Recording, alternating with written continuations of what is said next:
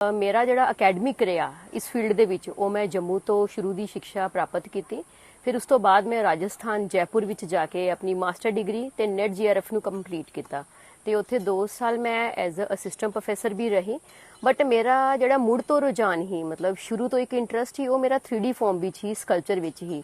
ਔਰ ਨਾਲ ਮੈਂ ਸਿਰਫ ਇੱਕ ਨਾਰਮਲ ਲੋਕਾਂ ਲੇਖਾ 9 ਤੋਂ 6 ਦੀ ਲਾਈਫ ਨਹੀਂ ਜੀਣਾ ਚਾਹੁੰਦੀ ਸੀ। ਇਸ ਕਰਕੇ ਮੈਂ ਬਾਏ ਬਰਥ ਬੋਲ ਲੋ ਚਾਹੇ ਬਾਏ ਬਲੱਡ ਬੋਲ ਲੋ, ਮੇਰਾ ਜਿਹੜਾ ਇੰਟਰਸਟ ਸੀ ਉਹ ਉਹਨਾਂ ਚੀਜ਼ਾਂ ਦੇ ਵਿੱਚ ਹੀ ਜਿਹੜਾ ਲੋਕਾਂ ਵਾਸਤੇ ਇੱਕ ਅਜੂਬਾ ਜਾਂ ਫਿਰ ਇੱਕ ਵੱਖਰੀ ਜੀ ਚੀਜ਼ ਸੀ।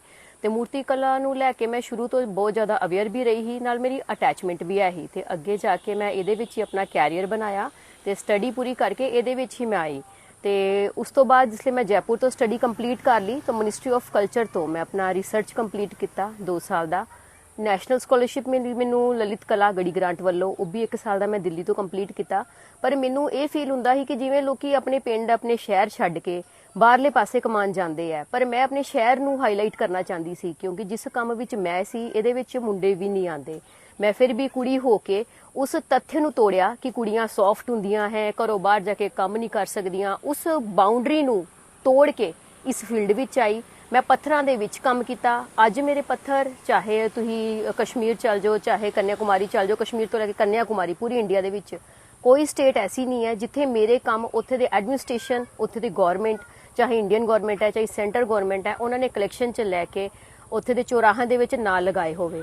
ਹੁਣ ਮੇਰਾ ਕੰਮ ਸਭ ਤੋਂ ਜਿਹੜਾ ਮੇਨ ਇਸ ਲਈ ਲੱਗਿਆ, ਇੱਕ ਤੇ KMP ਹਾਈਵੇ ਵਿੱਚ ਤੁਸੀਂ ਮੇਰਾ ਕੰਮ ਦਿਖੋਗੇ, ਦੂਸਰਾ ਦਿੱਲੀ ਵਿੱਚ NCERT ਵੱਲੋਂ ਇੱਕ ਕੈਂਪ ਆਰਗੇਨਾਈਜ਼ ਕੀਤਾ ਗਿਆ ਸੀ ਜਿਹਦੇ ਵਿੱਚ ਪੰਜਾਬ ਵੱਲੋਂ ਮੈਨੂੰ ਸਿਲੈਕਟ ਕੀਤਾ ਤੇ ਮੇਰਾ ਕੰਮ 11 ਮੂਰਤੀ ਜੋ ਕਿ ਦਿੱਲੀ ਦਾ ਸਭ ਤੋਂ ਮੇਨ ਚੌਂਕ ਹੈ ਤੇ ਪਿਛਲੇ ਮਹੀਨੇ ਹੀ 11 ਮੂਰਤੀ ਦੇ ਸਾਹਮਣੇ ਮੇਰਾ ਕੰਮ ਲੱਗਿਆ, ਜਿਹੜਾ ਮੇਰੇ ਲਈ ਬਹੁਤ ਵੱਡੀ ਚੀਜ਼ ਹੈ ਕਿਉਂਕਿ 11 ਮੂਰਤੀ ਇੱਕ ਐਸੀ ਜਗ੍ਹਾ ਹੈ ਜਿੱਥੇ ਗਾਂਧੀ ਜੀ ਦੀ ਲਾਈਫ ਨੂੰ ਲੈ ਕੇ ਇੱਕ ਸਕਲਪਚਰ ਲੱਗਿਆ ਹੋਇਆ ਹੈ।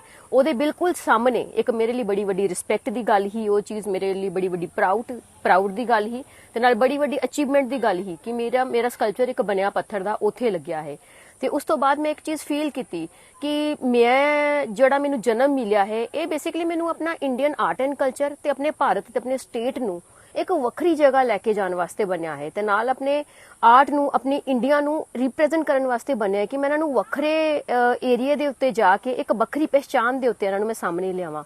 ਕਿਉਂਕਿ ਮੈਨੂੰ ਉਹ ਕੰਮ ਬਿਲਕੁਲ ਵੀ ਸ਼ੁਰੂ ਤੋਂ ਚੰਗੇ ਨਹੀਂ ਲੱਗੇ ਜੋ ਨਾਰਮਲੀ ਭੀੜ ਕਰਦੀ ਸੀ, ਜਾਂ ਫਿਰ ਜਿਹੜਾ ਇੱਕ ਕਹਿੰਦੇ ਨੇ ਕਿ ਜਿਸਲੇ ਬੰਦਾ ਕਾਲਜ ਵਿੱਚ ਜਾਂ ਸਕੂਲ ਵਿੱਚ ਹੁੰਦਾ ਤੇ ਪਹਿਲੇ ਹੀ ਰੇਸ਼ੇ ਬਣ ਜਾਂਦੇ ਕਿ ਇਹ ਬੰਦਾ ਡਾਕਟਰ ਬਣੇਗਾ, ਇਹ ਬੰਦਾ ਇੰਜੀਨੀਅਰ ਬਣੇਗਾ, ਪਰ ਸ਼ਾਇਦ ਹੀ ਕੋਈ ਮਾਪਿਓ ਸੋਚੇਗਾ ਕਿ ਮੇਰਾ ਪੁੱਤ ਜਾਂ ਮੇਰੀ ਧੀ ਮੂਰਤੀਕਾਰ ਬਣੇਗੀ। ਇਹ ਚੀਜ਼ ਕੋਈ ਨਹੀਂ ਸੋਚਦਾ, ਪਰ ਮੇਰੇ ਫਾਦਰ ਸਾਹਿਬ ਨੇ ਉਹ ਚੀਜ਼ ਮੈਨੂੰ ਅਲਾਉ ਕੀਤੀ ਕਿਉਂਕਿ ਉਹ ਚੀਜ਼ ਮੈਂ ਸੋਚੀ ਤੇ ਮੈਨੂੰ ਸਪੋਰਟ ਕੀਤਾ। ਅੱਜ ਮੈਂ ਮਾਝੇ ਇਲਾਕੇ ਦੀ ਫਰਸਟ ਵੂਮਨ ਸਟੋਨ ਸਕਲਪਟਰ ਹੈ ਜਿਹੜਾ ਪੱਥਰਾਂ ਦੇ ਵਿੱਚ ਕੰਮ ਕਟਿੰਗ ਕਰਦੀ ਹੈ ਤੇ ਇਸੇ ਕੰਮ ਦੀ ਵਜ੍ਹਾ ਨਾਲ ਮੈਂ ਸਿਰਫ ਇੰਡੀਆ ਹੀ ਨਹੀਂ ਵਿਦੇਸ਼ਾਂ ਦੇ ਵਿੱਚ ਵੀ ਮੇਰੀ ਐਗਜ਼ੀਬਿਸ਼ਨਸ, ਮੇਰੇ ਕੰਮ ਤੇ ਮੇਰੇ ਹੋਰ ਜਿੰਨੇ ਵੀ ਇੰਡੀਅਨ ਆਰਟ ਐਂਡ ਕਲਚਰ ਹੈ ਜਿਹਦੀ ਇੱਕ ਛਵੀ ਮੈਂ ਆਪਣੇ ਕੰਮ ਵਿੱਚ ਦੱਸਣੀ ਹੈ, ਉਹਦਾ ਡਿਮਾਂਡ ਅੱਛੇ ਤਰੀਕੇ ਵਧਿਆ। ਆਫਟਰ ਕੋਵਿਡ ਮੈਂ ਸੋਚਦੀ ਸੀ ਕਿ ਮੈਂ ਆਪਣੇ ਜੋ ਮੇਰਾ ਬੌਰਨ ਸਿਟੀ ਹੈ ਪਠਾਨਕੋਟ, ਉੱਥੇ ਜਾ ਕੇ ਮੈਂ ਕੰਮ ਕਰਨਾ ਚਾਹੁੰਦੀ ਸੀ, ਪਰ ਮੇਰੇ ਲਈ ਇੱਕ ਬੜਾ ਵੱਡਾ ਸਟੈਪ ਹੀ ਕਿ ਮੈਂ ਮੈਟਰੋ ਸਿਟੀ ਜਿੱਥੇ ਮੇਰਾ ਗਰੋਨ ਅਪ ਹੋਇਆ, ਦਿੱਲੀ ਔਰ ਜੈਪੁਰ ਵਰਗੀ ਸਿਟੀ ਜਿੱਥੇ ਮੇਰਾ ਗਰੋਨ ਅਪ ਹੋਇਆ, ਇੱਕ ਮੈਂ 12-13 ਸਾਲ ਦੀ ਬੱਚਾ ਸੀ ਜਿਸ ਲਈ ਮੈਨੂੰ ਉੱਥੇ ਭੇਜ ਦਿੱਤਾ ਗਿਆ। ਉਸ ਤੋਂ ਬਾਅਦ ਇੱਥੇ ਆਣਾ ਇੱਕ ਬੜਾ ਵੱਡਾ ਚੈਲੰਜ ਸੀ, ਪਰ ਮੈਨੂੰ ਲੱਗਦਾ ਕਿ ਉਹ ਚੈਲੰਜ ਮੈਂ ਐਕਸੈਪਟ ਕੀਤਾ। ਇੱਥੇ ਆ ਕੇ ਇੱਥੇ ਦੀ ਗਵਰਨਮੈਂਟ ਤੋਂ ਮੈਂ ਕੁਝ ਐਕਸੈਪਟ ਨਹੀਂ ਕੀਤਾ, ਬਟ ਮੈਂ ਇਹ ਚੀਜ਼ ਜ਼ਰੂਰ ਐਕਸੈਪਟ ਕੀਤੀ ਕਿ ਮੇਰੇ ਕੰਮ ਜਿਹੜੇ ਹੋ ਰਹੇ ਆ ਉਹ ਉਸ ਨੂੰ ਦੇਖਣ ਤੇ ਕੀ ਪਤਾ ਮੇਰੇ ਏਰੀਆ ਨੂੰ ਡਿਵੈਲਪ ਕਰਨ ਲਈ ਉਹ ਉਸ ਚੀਜ਼ ਨੂੰ ਇਨੀਸ਼ੀਏਟਿਵ ਲੈਣ।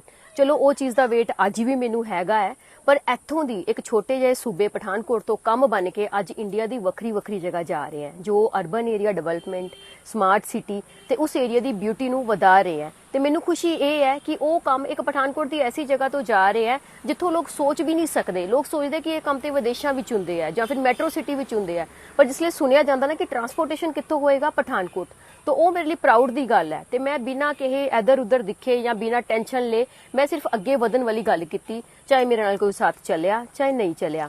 ਤੇ ਅੱਜ ਮੈਨੂੰ ਪ੍ਰਾਊਡ ਹੈ ਕਿ ਅੱਜ ਸਿਰਫ ਇੰਡੀਆ ਨਹੀਂ, ਇੰਡੀਆ ਦੇ ਬਾਹਰ ਵੀ ਆਪਣੇ ਕੰਮ ਦੀ ਡਿਮਾਂਡ ਹੈ ਤੇ ਇਸੇ ਚੀਜ਼ ਨੂੰ ਲੈ ਕੇ ਮਤਲਬ ਨੈਕਸਟ ਮੰਥ USA ਮੈਨੂੰ ਇਨਵੀਟੇਸ਼ਨ ਆਇਆ ਹੈ ਜਿਹਦੇ ਵਿੱਚ ਮੈਨੂੰ ਆਪਣੀ ਇੰਡੀਆ ਤੇ ਆਪਣੇ ਸੂਬੇ ਨੂੰ ਰਿਪਰੈਜ਼ੈਂਟ ਕਰਨ ਲਈ ਉੱਥੇ ਸੱਦਿਆ ਗਿਆ ਹੈ। ਤੇ ਇਹ ਮੇਰੇ ਲਈ ਇੱਕ ਪ੍ਰਾਊਡ ਦੀ ਗੱਲ ਹੈ ਕਿ ਮੈਂ ਉੱਥੇ ਜਾਣਾ ਹੈ ਤੇ ਆਪਣੇ ਕੰਮ ਨੂੰ ਪੱਥਰ ਦੇ ਰਾਹੀਂ ਉੱਥੇ ਕਲੈਕਸ਼ਨ ਵਿੱਚ ਉਹਨਾਂ ਨੂੰ ਦੇਣਾ ਹੈ ਤੇ ਉਹ USA ਦੀ ਗਵਰਨਮੈਂਟ ਨੇ ਉਹ ਕੰਮ ਆਪਣੀ ਕਲੈਕਸ਼ਨ ਦੇ ਵਿੱਚ ਲੈਣਾ ਹੈ।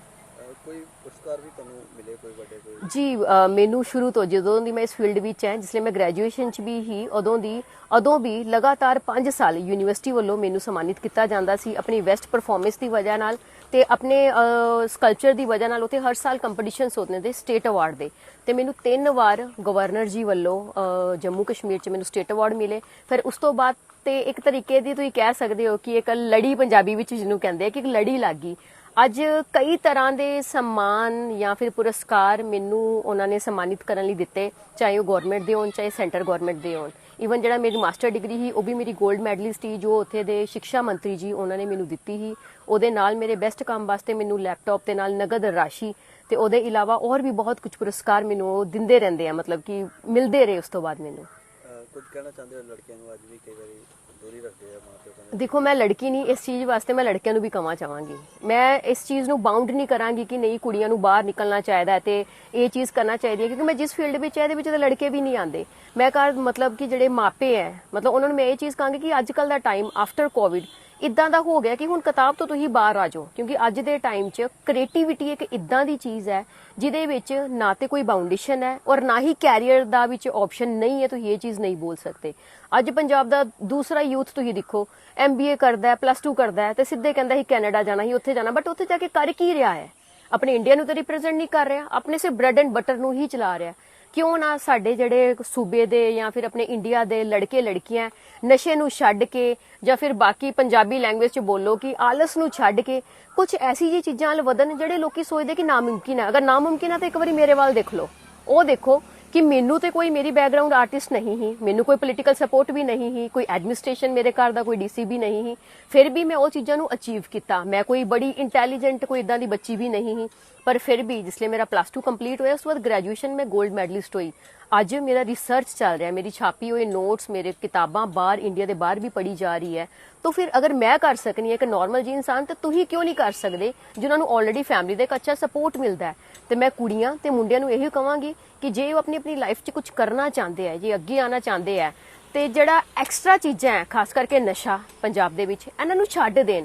ਉਸ ਨਸ਼ੇ ਨੂੰ ਅਪਣਾਉਣ ਜਿਹੜਾ ਉਹਨਾਂ ਦੀ ਜ਼ਿੰਦਗੀ ਨੂੰ ਲੋ ਕਰੇ, ਜੋ ਉਹਨਾਂ ਨੂੰ ਅੱਗੇ ਲੈ ਕੇ ਜਾਵੇ, ਤਾਂ ਕਿ ਉਹਨਾਂ ਦੇ ਮਾਪੇ ਵੀ ਉਸ ਚੀਜ਼ ਤੋਂ ਟੈਨਸ਼ਨ ਫਰੀ ਰਹਿਣ ਤੇ ਬਾਕੀ ਸਾਡਾ ਜਿਹੜਾ ਸਮਾਜ ਹੈ ਉਹਦੇ ਵਿੱਚ ਵੀ ਉਹਨਾਂ ਦਾ ਕੰਟਰੀਬਿਊਸ਼ਨ ਰਹਿਣ। ਕੰਮ ਕੋਈ ਛੋਟਾ ਨਹੀਂ ਹੁੰਦਾ, ਕੋਈ ਵੱਡਾ ਨਹੀਂ ਹੁੰਦਾ। ਜ਼ਰੂਰੀ ਨਹੀਂ ਹੈ ਕਿ ਡਾਕਟਰ ਬਣੋਗੇ, ਇੰਜੀਨੀਅਰਿੰਗ ਦੀ ਪੜ੍ਹਾਈ ਕਰੋਗੇ ਤੁਹਾਡਾ ਕੁਝ ਬਣੇਗਾ। ਪ੍ਰੈਜ਼ੈਂਟ ਕੰਡੀਸ਼ਨ ਕੀ ਚੱਲ ਰਹੀ ਹੈ ਉਹਦਾ ਸੱਚ ਸਾਰਿਆਂ ਨੂੰ ਪਤਾ ਹੈ ਕਿ ਕੀ ਹੋ ਰਿਹਾ ਹੈ। ਇਸ ਕਰਕੇ ਤੁਸੀਂ ਉਸ ਚੀਜ਼ ਨੂੰ ਚੁਣੋ ਜੋ ਵੱਖਰੀ ਹੈ, ਕਿਉਂਕਿ ਓਪਰਚੁਨਿਟੀ ਦੀ ਕਮੀ ਨਹੀਂ ਹੈ ਇੱਥੇ, ਨਹੀਂ ਤੇ ਬਾਹਰ ਤੁਹਾਨੂੰ ਚਾਂਸ ਮਿਲਣਗੇ।